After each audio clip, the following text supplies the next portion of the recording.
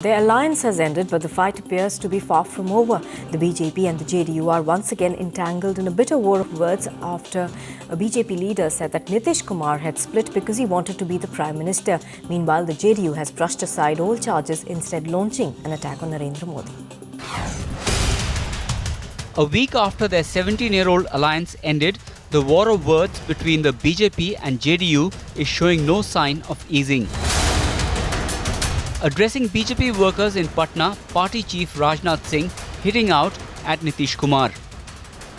2002 से लेकर 2013 तक एनडीए चलती रही, आप भी उसके पार्टनर थे, लेकिन आपने कभी भी नरेंद्र मोदी का मुद्दा नहीं उठाया।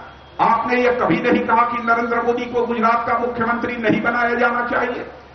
केवल चुनाव अभियान समिति का अध्यक्ष घोषित करने के बाद ही जैसे लगता है कि आपकी आंख खुल गई। But the JDU too is not holding back, saying the BJP will have to regret throwing its weight behind Narendra Modi.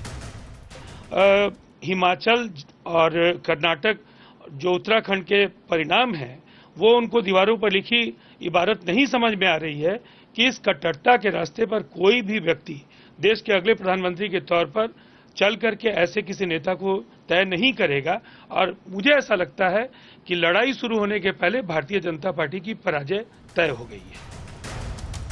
The BJP-JDU fight is only getting bitter, with Nitin Gadkari too jumping in the fray, accusing the Bihar Chief Minister of playing vote bank politics with an eye on the Prime Minister's chair.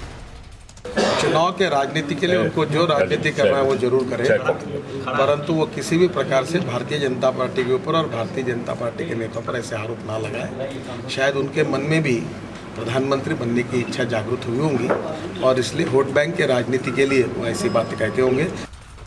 Yet Nitish too has not minced any words in taking on his former ally.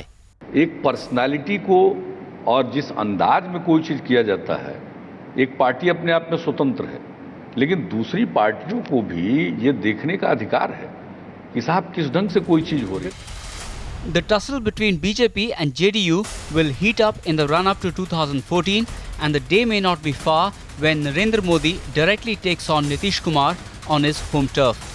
Bureau Report, Times Now.